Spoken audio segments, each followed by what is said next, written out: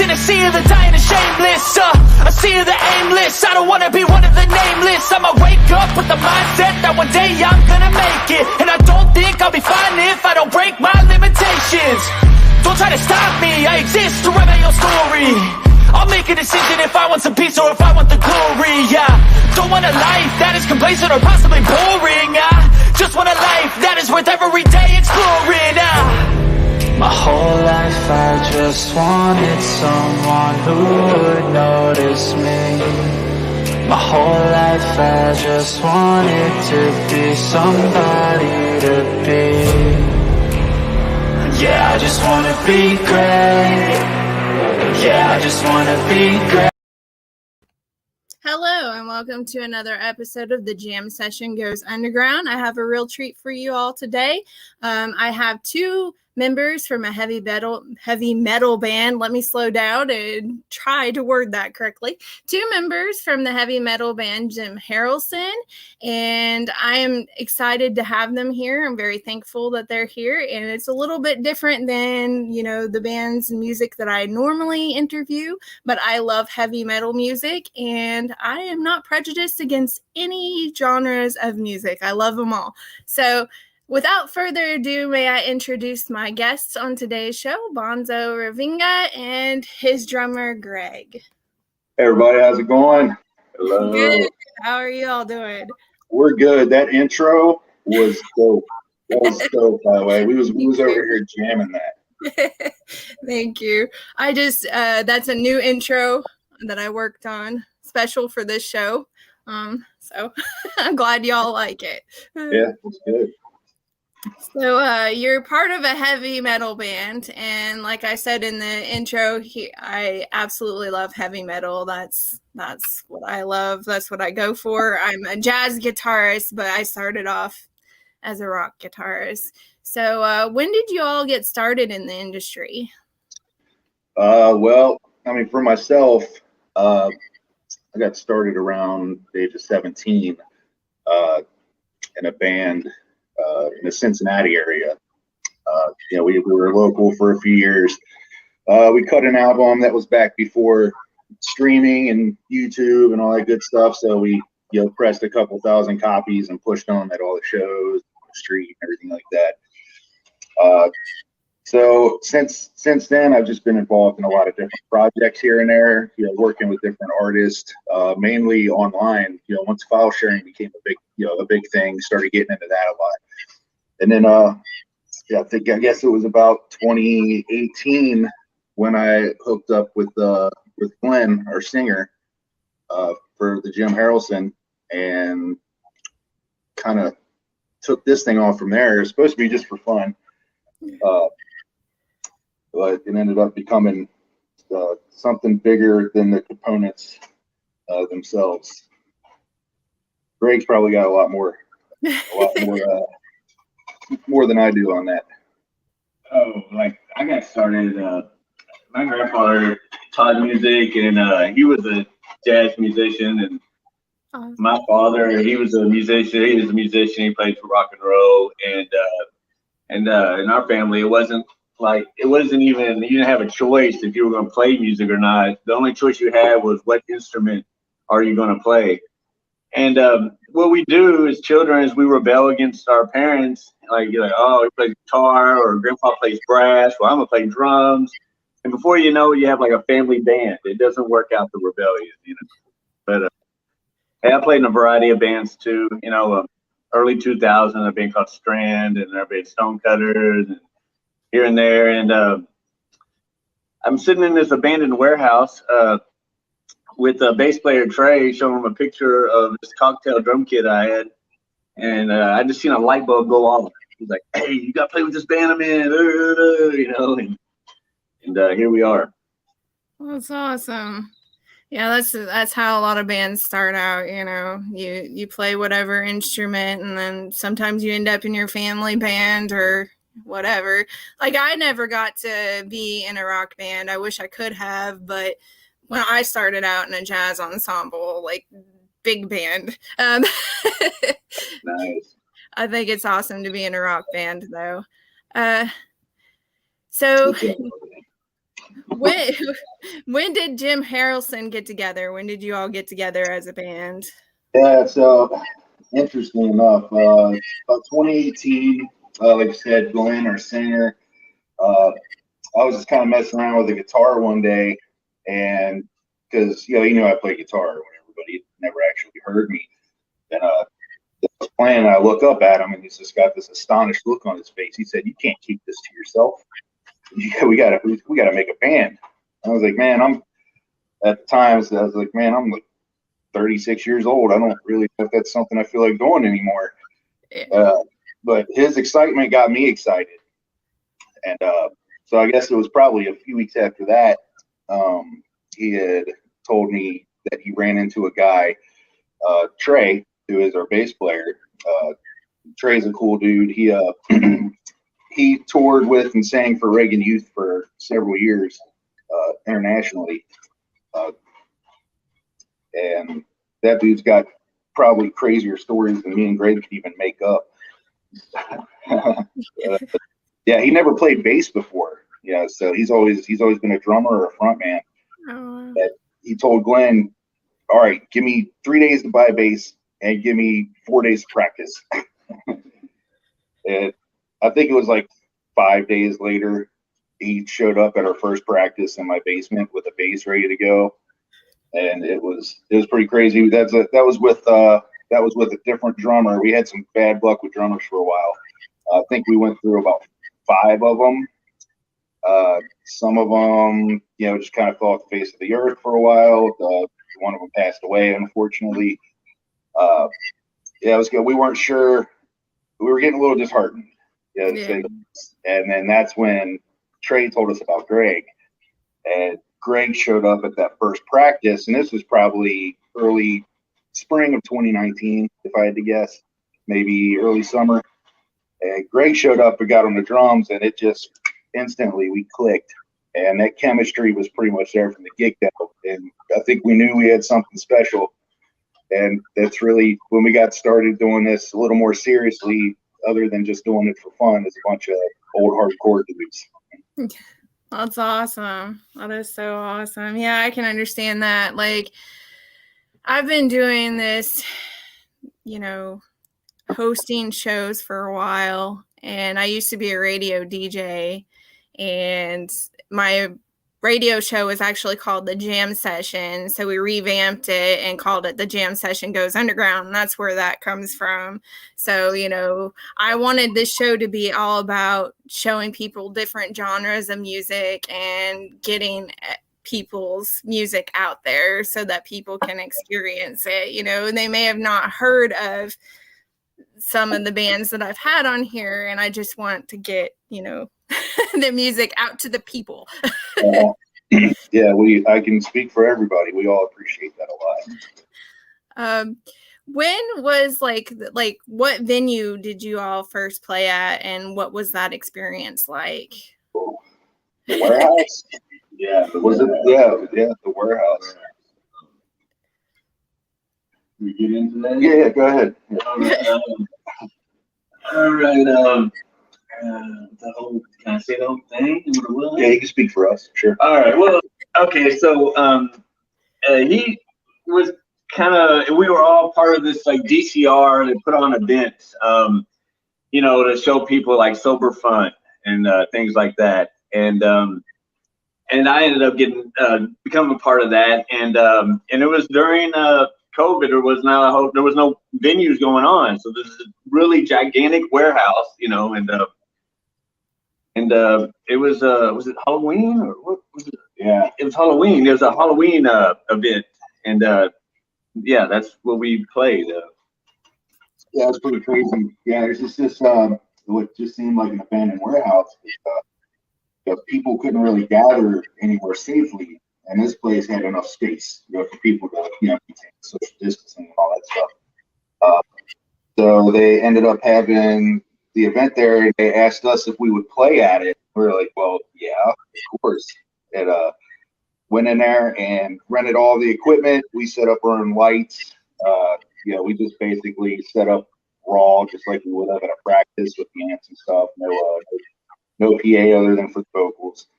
and went in there all dressed up, covered in blood and stuff for Halloween, and made a little barrier, out of some 2x4s and stuff. Yeah, people weren't supposed to cross it, but they did anyway. That sort of thing. I'll be damned if I'm going to be my own security. Yeah. Yeah, it was actually a lot of fun, and it was really kind of nerve-wracking because it had been years since I played live. Getting to shake them cobwebs off was a really good spot to do it, and there was probably a good 100 people there. Yeah, so it was better than playing for just the other bands and their girlfriends. Sort of deal. I can understand that. I can totally understand that.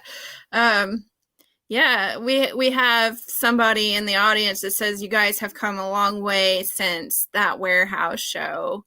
So that's awesome. Thank you to whoever that is. It just says Facebook user, but thanks for being here. We appreciate it. If you had a dream venue that you could play at, what would that dream venue be and why? Oh, I think each of the four of us would probably have a different answer for that. Myself, I'm a guy that likes a room that fits no more than like 500 people. And so honestly, like down here, Headliners is a venue down here in Louisville that I would love to play and fill it, at, like from front to back, side to side, nothing but people. That would probably be the coolest experience for myself. Oh, me? I want to go back in time and play CBGB. Oh yeah, CBGB with all those bands. That's just what I would want to do. If it's like for anything, anytime, anywhere, like it's my dream, Good answer. Yeah. I should have said No, that's a good answer. No, we just seen a good show there. The sound was awesome right there. Never mind. That's all four of our answers. Yes, you're not here for the rocks. You gave the answer that I have been waiting for. I ask guests that question pretty much every time, and I've been waiting for that answer right there. So you finally gave the answer that I've been looking for. That's awesome. Talking heads. So do you have any albums out right now, or are you working on any projects right now? Yeah, we're constantly working. Just the amount of creativity that comes out of these people, these guys that I'm with, man, it's almost a little too much. Right now, we started out 2019 in the fall. We did 3 singles that we recorded. We did a few singles that we put out one at a time, like a month apart. We recorded those in the fall 2021. Yeah, it was. And then the next fall is when we recorded our album, our LP. It's called Who Cares by the Jim Harrelson. And we called it Who Cares because honestly, nobody's gonna care about the 4 old dudes that are still trying to live a rock and roll lifestyle without doing drugs in Louisville, Kentucky. We released that on December 13th is what it was of 2021, and we've been pushing that for a while now. It's a full length that we're very, very proud of. It definitely captures the actual sound of the band. Like what you hear on the album is definitely what you're going to get live, and we're very proud of that. We just went in and recorded the whole thing live, start to finish. And we didn't punch in nothing. We didn't manufacture anything. All we did was mix it, and that was it. And that's on Spotify, YouTube Music, Apple Music, pretty much any major platform should be able to find it on. Glenn actually did the artwork for the cover himself. He did the actual painting of it because Glenn's a very talented artist. So that was really cool. Like start to finish, this was all us, and we recorded that at La La Land Studios here in Louisville with Ann out there. She is amazing. Yeah, you sound out. Yeah, for sure. I personally have never had an easier experience in the studio. Never. Like she was totally patient. We were in there for 10 hours Yeah, Oh, in one wow. sitting. Yeah, we did it all in the city. Yeah, we recorded the Wow. whole thing. Yeah, she was awesome. But yeah, we just got done recording our latest single, which is coming out on vinyl, and unfortunately, that's going to be the only way people can get it is if they actually get the vinyl record. Yeah, right. It's like a bonus track. If you buy the record, you get this song, and we're not going to release it on platforms. Right. That's Try to awesome. use the money. That's awesome. That is so awesome. Yeah, it's important for you to be comfortable with, the record producer and for them to make you comfortable. That's actually what my degree is recording technology. So I love that. I love that story. That's great. Who were your musical influences growing up? Oh, I think you got more than I do. Okay.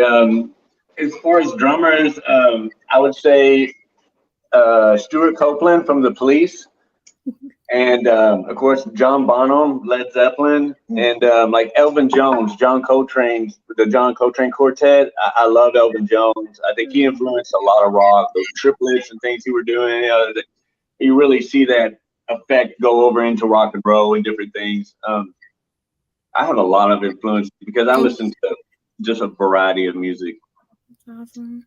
About you? Oh man, I think I picked up a guitar because of Jimmy Page of Led Zeppelin. I saw their concert movie when I was probably like 11 years old, and I was like, man, I want to look cool like that. And now I think Jimmy Page kind of looks ridiculous on stage.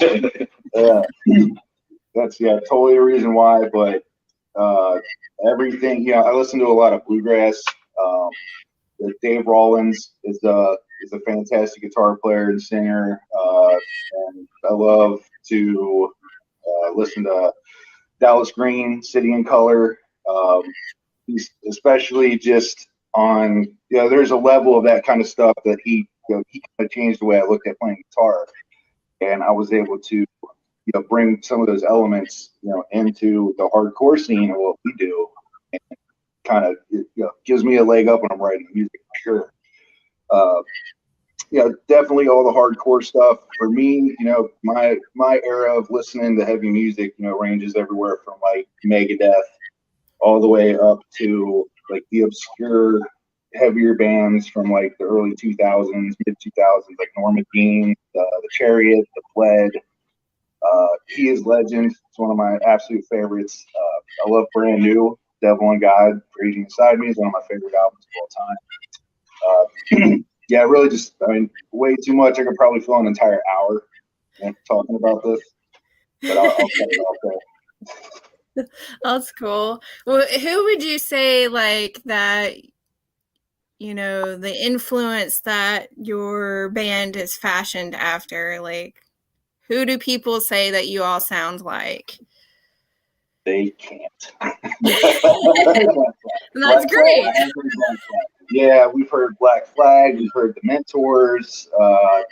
We have all of our music is so kind of diverse. Like, we fall under this umbrella of hardcore because we can't really be called just one thing. Like punk, metal. It's a lot of just hard music, Yeah. Classic rock, punk, hardcore. I watched your music videos and they were really awesome. I really enjoyed them. Very, very creative. Can you say who directed those music videos? Who came up with? Really? I did all that stuff. Basically, most of the work was just done sitting on the couch. Something I just always felt like getting into, and fortunately for me, I'm kind of a quick learner with things. I spent a good 12 hours a piece on those to put them together. A lot of it's like stock footage, sort of thing. That was a lot of fun. Just put it together. I didn't even tell the guys I was doing one, and I just sent it to them. They were like, "Oh, cool!" So they're like, "Yeah, we're just gonna put this out." And those videos were for two of the first three singles we did. So those are a little more polished, musically. Yeah, that's a different type of recording process on those first three albums. a little more was loosely done after that. We wanted so badly to show your music videos on today's episode, but we have the whole copyright dinging thing to worry about. But we will link the music videos in the description, as well as, you know, where you can get their music and everything. Is there any stories that you would like to tell, like for somebody who's trying to get into this industry, you know, trying to break into the heavy metal music industry? What advice would you give them? Like, what stories would you tell them? I don't know, man. Just we didn't come into this expecting anything out of it, really. We just kind of started doing it, and you know, we just started calling venues and hooking up with people that we knew like recruiters and stuff, and kind of just did the grind. Yeah, I can tell people what not to do. Yeah, you definitely don't want to name your band after some dude in a barbershop quartet from Skokie, Illinois, and then put weird umlauts over it and make it all one word so people can never find you online or pronounce it, right? You don't want to do that. You definitely don't want to, go to jail on occasion for indecent exposure in public, things like that. Don't drink or do drugs, kids. They're bad for you. There you go. There you go. That seems like pretty sound advice there. Yeah, that's awesome. I'm going to see if our audience has any questions at this point. I'll let them ask some questions if they, have any dying questions that they want to ask. So if any of you all in the audience want to ask them questions, feel free to put it in the chat and I will try to read your questions here in a moment. Do you have a merchandise store that people can go to and purchase like t-shirts and stuff? Yeah, we do. So the link to that store is actually on our Facebook page, because it's a weird link that I can never remember past the first like 4 letters. It's very shoddy the way I put it together. But on our Facebook they can just go and see the store and go to the link, and we got shirts, buttons, we have hard copies of, we got CDs on there, stickers, that sort of thing. Stuff actually tends to run out pretty quickly somehow. To the point where we don't have to spend any money out of our own pockets, which, according to me, like, we made it. That's it. Yeah. Exactly. We're all about supporting, artists. So if any of you want one of their shirts or anything, please check out their merchandise store. We will put that link in the description as well, so that you guys can find it easy and purchase some of their merchandise. I know that heavy metal sometimes gets a bad rap because people don't exactly understand it, and what I was telling my husband earlier is, like, some people think that they're just screaming, oh, that's easy, you can just scream. But it takes a lot of talent to do heavy metal music. Like, you have a lot of riffs, you have a lot of ground to cover in heavy metal music. And if you don't sing heavy metal music properly, you could blow your vocal cords. So, like, people don't understand that it takes a lot of talent to do this. Right. Yeah. It's kind of at times it's a battle of attrition. Really, it's the amount of energy that has to go into it to make it make sense to see it happen, like, in front of you. For one, like, we're a very, very energetic band on stage. Mm-hmm. Quite frankly, we're a little too old to be as energetic as we are. Like, we're all either pushing 40 or into our 40s. Yeah. And Glenn has to be very careful, when he's singing, because if he goes a little too hard one time, it's just, he's kind of shot for a week. And then, sometimes we recently had to do just a couple shows in a row and then had to go in the studio, and that was cool. There's a lot to it, and trying to run around like an idiot on stage for for an hour and trying to sound good while you do it, and hit your right notes, it's not the easiest thing in the world to do. No. Like, I used to be under the impression before, I started playing guitar, I was like, oh, heavy metal, that's you just scream. No, I have nothing but respect for heavy metal singers and for you all, because it takes a lot of effort. Most definitely. It looks like our audience is not thinking of any questions, but that's cool. We'll just go with the flow. Sometimes I say that I'm like a deer in the headlights because I forget what I was going to ask, and I'm like, oh no.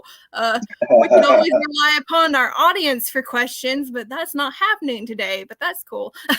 Do you have any road stories or anything that you want to talk about? Yeah, Trey would probably be the best one for that, but definitely rated R for him. Yeah, and it's cool that you mentioned stigmas to heavy music, because I think even us, like in the scene, we have a really good idea of what that is like, because our content, Glenn he does not write cryptically. He's very plain and very straightforward in the way he tells stories. And when people don't know the music and they only hear key words, come out in things, they assume that, he might just he's being offensive or something, but it's actually, the context of it is very different. Like we got songs about, people being bullied, things like that. I mean, that's something that, a couple of us dealt with, back in school, way back when, that, from the perspective of the person being bullied, from the bully, things being said that were, the kind of things thrown around at us, at our age, as teenagers. It can get a little dicey, or talking about, toxic relationships and things like that. And it sounds very misogynistic sometimes, but again, it's a story about, two people that have no business being together and that really need to get some help. And we kind of lived the life we sing about, or at least we did. Definitely. Something I want to I always tell Glenn is that the great thing about your vocals is that you can understand what you're saying. And then I'm like, the terrible thing about your vocals is you can understand what you're saying sometimes. It comes across wrong, Yeah. There's we run into stuff with even other bands and seeing that, apparently like these guys don't want to play with you, and we're like, what, why? And we don't ever get a straight answer, but we know why. It looks like an audience member, Sandy D, has a question for y'all, and she's asking, what's your favorite heavy metal band? I know we kind of covered that a little bit in the beginning. Yeah, we talked about a lot of them.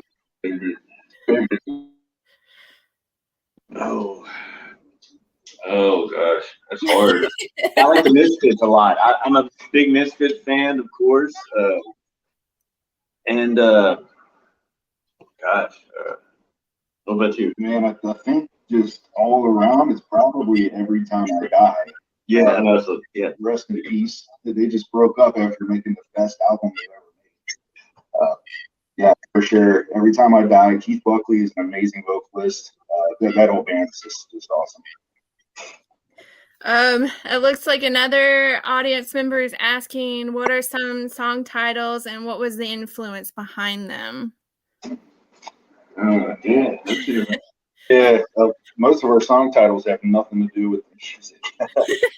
They start off as one title and they kind of evolve into something else. It gets shorted up. Like there's a song that we did, this punk rock song. It's called Newport. And the reason we call it Newport is because when the song was being written and we played it and figured it out, he's from Newport, and he had on Newport. He had gym shorts on. We called it Newport Gym Shorts because that's the name of the song originally. So it has nothing to do with the song. Yeah, that was just the red shorts and Newport tuxedo. That's you. But we called it Newport Gym Shorts. Then we called it Newport, and then now we call it Newports. Oh, yeah. Like the cigarettes. Yeah. There you go. That works. Looks like somebody else is asking. Here's a good one: Ozzy Sabbath or Dio Sabbath? Ozzy. Oh yeah, Sabbath with Ozzy for sure. Yeah. I mean, in general, Dio is great. Love the Brian James. Yeah. But I mean, yeah, Ozzy Sabbath. The old Sabbath. Yeah. Glenn doesn't listen to Black Sabbath. Don't tell anybody who said that. You know, actually, we should go ahead and say this. Out of the four of us, we cannot agree on one band. We don't all for like one band, all of us. So we cannot find a band that all four of us like.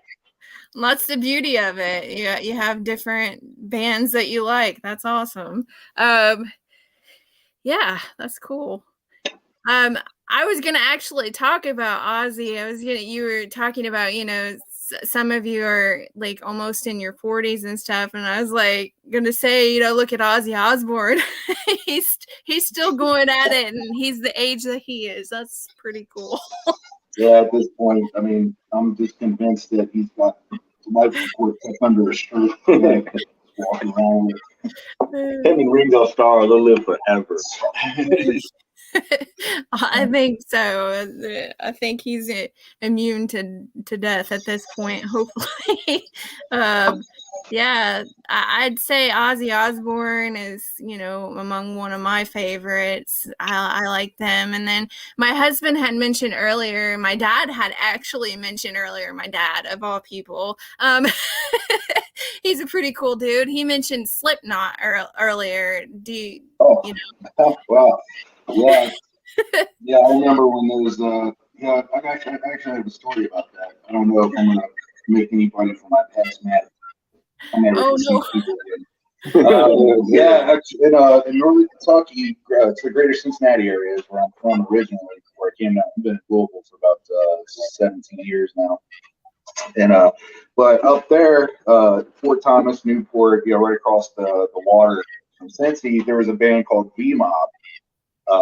Very talented group of guys, very nice people. They were probably the first metal band in the scene up there that I like. That's when I found out you can actually do this stuff where we lived and try to make it a thing. So there was a record label I'm not going to name that was trying to acquire them, and they would wear jumpsuits and they painted their faces, and they went out there and there was 7 guys in the band. That label tried to acquire them, and they were a little business savvy, and they didn't want to take the terms of the label. So the label went and found Slipknot after that and ended up signing those guys instead. And Slipknot, of course, story tells itself for the rest of it. They just took off. The business savvy V-Mob is just still probably sitting in Fort Thomas. Yeah, that sucks. Slipknot, man. I remember when they first came out. I think it was 96 when I heard them the first time. That first album with the barcodes, the numbers.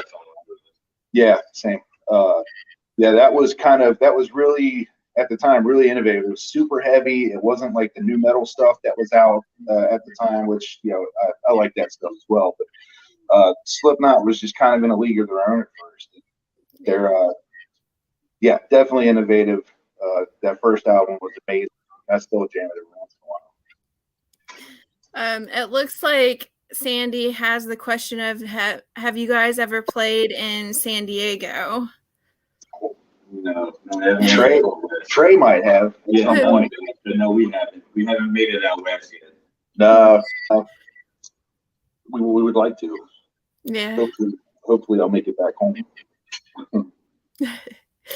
Do you have any upcoming concerts or anything that you want to talk about? Yeah, we stay pretty busy. I think our next one, it's going to be it's really cool. We've been trying to get this many for a while. It's at Highland Tavern here in Louisville in the Highlands. Really, really small place. They did this thing called Metal Mondays that we wanted to do for so long because I always went to all the shows. Such a small venue and just so personal. Again, I like small venues. That's my thing. And so we're gonna play there on June 6th, which is a Monday. And then festival thing. Yeah, we definitely got to talk about that one. We're at Magbar here in Louisville on the 11th, which is a Saturday. The big one right now that we definitely want to get the word out about is Metal Fest, which is in Shepherdsville. It's in July 22nd through the 24th. It's a benefit for cancer. And Alan Ashball, the guy that puts it on, he's lost friends and family to cancer, and this subject is very near and dear to his heart. He's very passionate about it. This is the 11th year in a row that he's actually put this festival on. Wow. And there's 3 stages. I think there's 2 outside, 1 inside. It's going to go on for a weekend. People camp, people fish. They're partying, they're listening to music. I mean, I think there's like 60 bands right now. Oh. Yeah, we're going to be there I think we're there Friday night when we're going on. Yeah, we're very excited about that. This is the first time for us to be on there, so we're very honored to do it. Oh wow, that's gonna be awesome. That's a great thing to do concert for. Somebody asks, what's your favorite memory what's your favorite on stage memory? Cool. You got one? Indianapolis was great. Yeah, I kind of have to agree, man. Yeah, we played Indianapolis not too long ago, and it was really nice seeing the crowd participation and just everybody really into the music. I enjoy watching the crowd, and seeing them get up with the music. Yeah, I'd say that's one of my favorite ones so far. Yeah, I'd have to agree, man. Was that like Punk Rock Night? Yeah, Punk Rock Night at the Melody Inn. Yeah, they do it every week. They've been doing it for like over 20 years. Rich, Greg out there, total advocates for the scene. They love punk music and they love rock music, and they do all kinds of good stuff. They had that online too. Yeah, they stream it and everything. It's awesome. Yeah. Wow. Yeah, they had us come up there, and we really didn't know what to expect because nobody up there knows us. It's easy when you play at home because you can rely on that certain fan base to show up. But going up there, we didn't really know. We were with a couple more hardcore bands that night, and we were the first band to go on. We didn't really expect a whole lot, but like front to back, like that whole place was just completely packed. And like the body heat alone was enough to put you in heat range. Just that whole response from that crowd was amazing. It was amazing. Yeah, that was probably the best feeling I've had on a stage. So that's awesome. It looks like Sandy has another question for y'all. Where can we find your tour dates? Right now, I think right now we kind of just post. We try not to get too ahead of ourselves, so we kind of just post on our Facebook as they're coming up. We don't have any tours booked right now. I think we're just we got 1 show a month for a little while coming up, and then hopefully I think next year we're going to start looking at trying to get out on the road and hit some places that we've all wanted to hit for a while.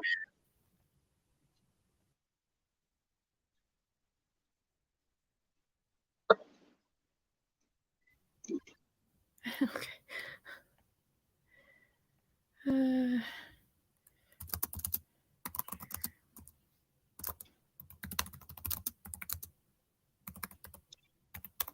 Looks like my screen froze for a second. Sorry about that, y'all. It's cool. Technical difficulties. Please stand by. It happens. Yeah. So I will try to share as much as I can on my Facebook page that I have for this show. I'll try to share your tour dates when I see them so that people will know. Me too. And I'll try to share as much as I can in Cosmos Creative Television, which is where this is showing right now. Is there anything else that you would like to talk about or promote? What about the time when we broke into the radio station? Yeah, we had these toy guns that got taken off the market. They looked too real. we broke into the WKYP radio station. WKYP radio station. I don't know. Yeah, broke into there and held the DJ at gunpoint to make their demo and cassette tape. What happened to the tape? Well, no, it was on the reel, and the reel caught fire because it was smoking, and then we had to find my girlfriend who had the cassette tape of the demo, but she was mad at me, and then we had to send somebody out on the strip to go find her. Some dog pissed on it because she threw it in the street. Oh, yeah. The whole thing was a mess. We only did 6 months for that one. Yeah, 6 months. Oh wow. Yeah, that's some story. Yeah, like I said, I used to be a radio DJ, and that's where this show originated It originated on an NPR radio station called WQUB 90.3 FM out of Quincy, Illinois. Right. And I played all sorts of music. I did interviews with musicians. So, yeah, I know all about the radio station lifestyle and how many spins you have to play a certain song and all that fun stuff. I'm seeing if there are if there's any more questions in our audience right now. Whoever Sandy is, we love her. Yeah. Sandy is a good friend of mine. She hosts a show on Cosmos Creative Television called No Icing with Drita, and she is an awesome person. She used to hang out with a lot of musicians in her time, so she's she also can surf, so that's really cool. Talented than me. If you had a chance to play with any musician, dead or alive, who would that be?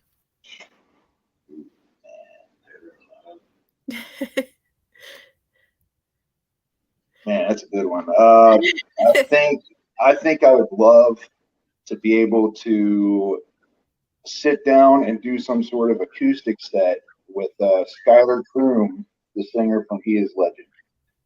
That would be huge for me. Yeah, actually, I talked to him once, and he came outside the venue, and we were talking about touring and stuff like that. He said, "Yeah, rock and roll doesn't pay the bills, boys." It turns out that he was right. Man, if I could pick anybody, probably Mingus, Charles Mingus, and maybe Andy Summer, from the Police. Yeah, that'd be awesome. Julie Leineke asks, have you ever been to Missouri? I've been there. I used to be a truck driver. I've seen it from the freeway. But I don't think I've ever played it. The biggest tour I ever played music was with Stonecutters. Played from Little Rock to New York. Yeah, definitely. Yeah. Yeah, I've been there via airport. It's about it, unfortunately. We do get some listeners down there, though, actually. Oh, yeah? I always monitor Spotify. So we get a lot of listeners. Somebody says this is a really, really important, legitimate question. What brand of smokes? That is important. It depends on how broke I am at the time.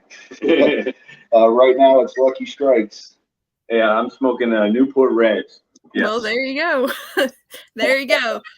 Another person asks, it just says Facebook user. Thank you for this question. I appreciate it. It says, any artist knows the brand of smokes is important. So I asked that question. And then somebody else asks, what's your favorite or your craziest interaction with a fan? And can you say? Is this what's the rating on your show? Yeah, I'm not sure. Man, okay, I'm trying to think of.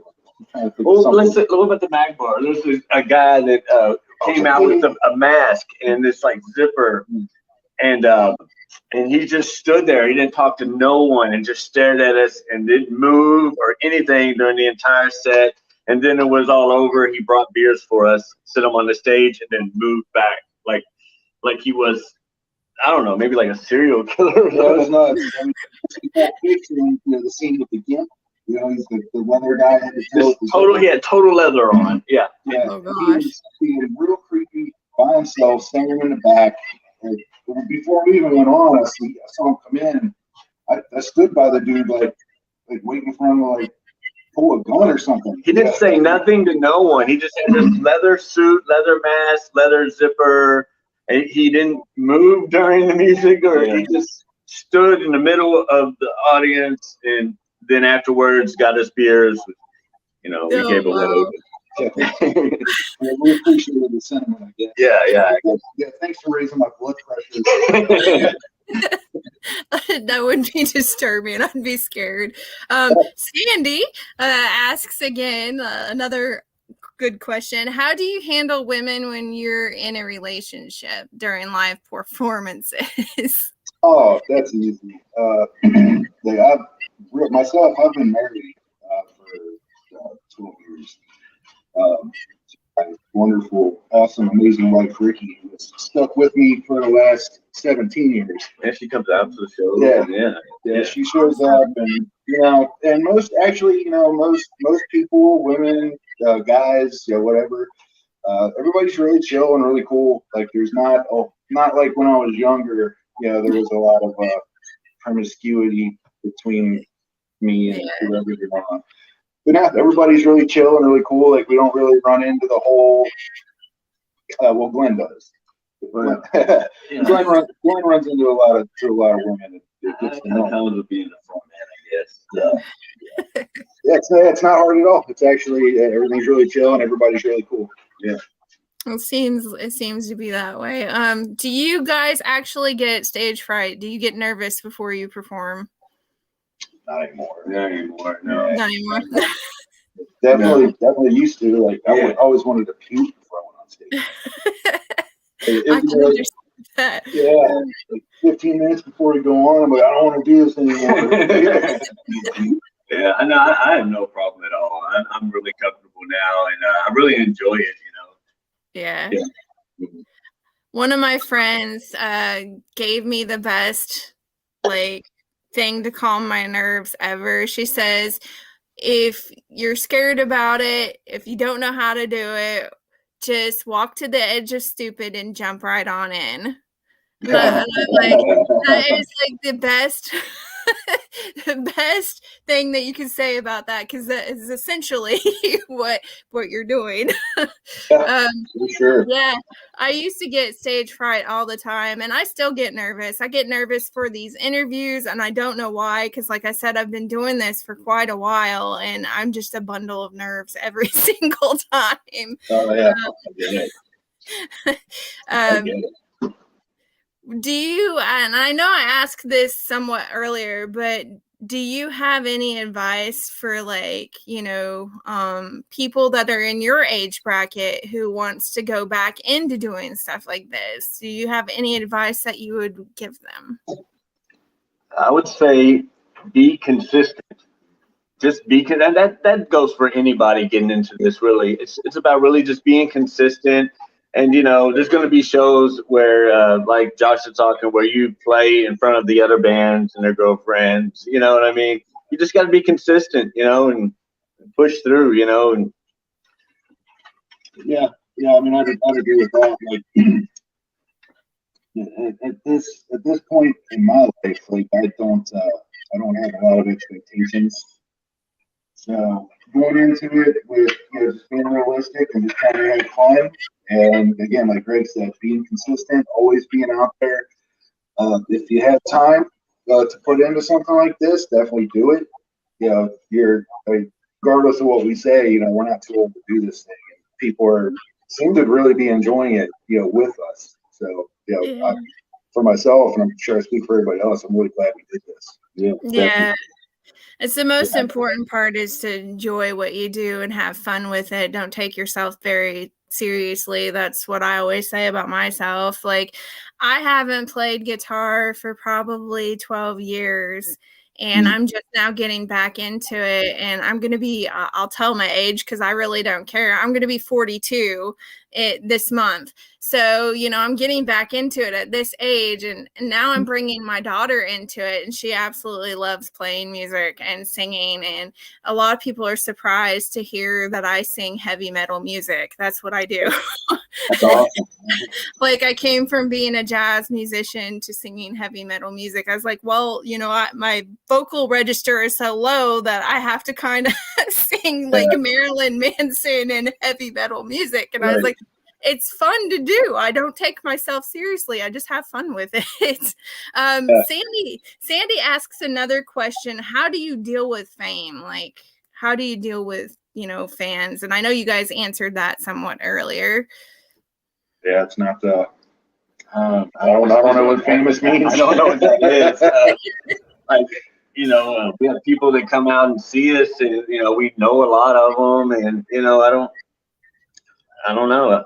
Yeah, I think it's just really cool for us, like just getting to know people that we otherwise would have never met.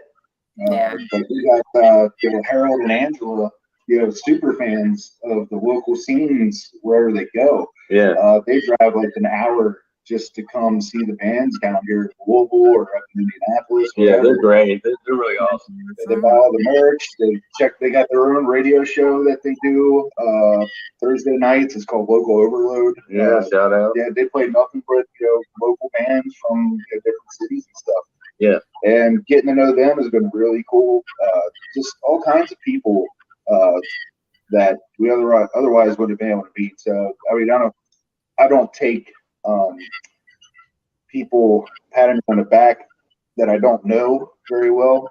But it's really cool. Yeah, my wife does it. I'm happy. I'm not comfortable with compliments, to be honest. I'm like, no, I'll make it weird or something. Yeah, I have a hard time with that myself. Like, I've had to get used to taking compliments, and I'm like, oh,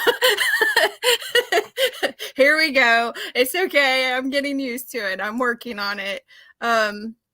So somebody says in the audience, fame is such a loaded word. I think success is measured by who you truly can touch as a musician, no matter the genre. And I definitely, yeah, I definitely get that. And I know that one of my other guests that I've had on the show, I asked about, concert venues, and he said that it didn't matter if there were like 50 people there witnessing him playing music or 2 people there witnessing him playing music.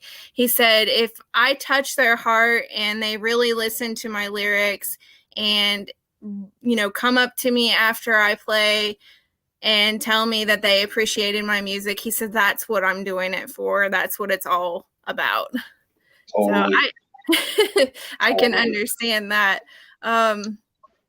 That's one of my best stories, as a jazz musician. I had this little lady come up to me after the concert, and she told me, she said, I love your hat and your solo was great. And I'm like, that's awesome. That's always a beautiful thing when you have fans come up to you and say they enjoy your music.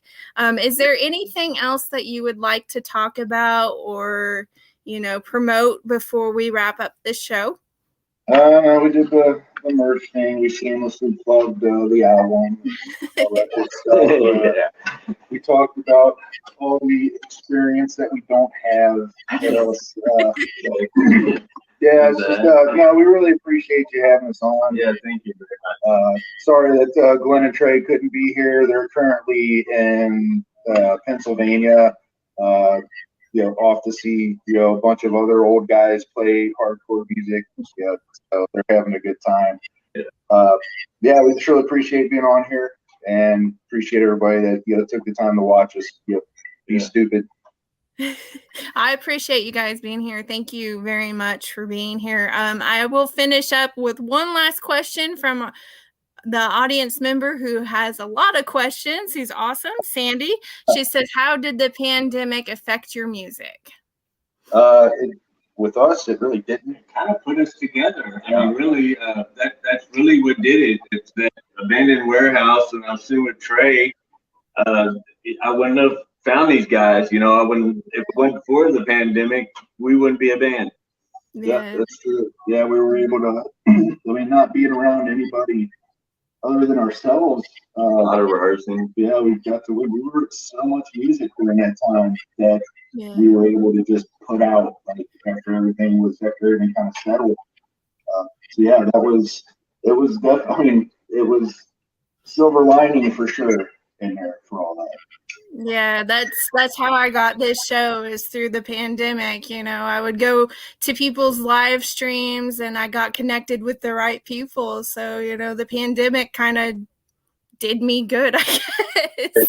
Right. Well, thank you all so much for being here. I appreciate it. We could always, you know, have you on the show again in the future. Maybe all of your band members will be present. That would be awesome. But thank you all so much for being here. Until next time, thank you so much to the audience for being here and for all of your amazing questions. I will catch you all on the flip side.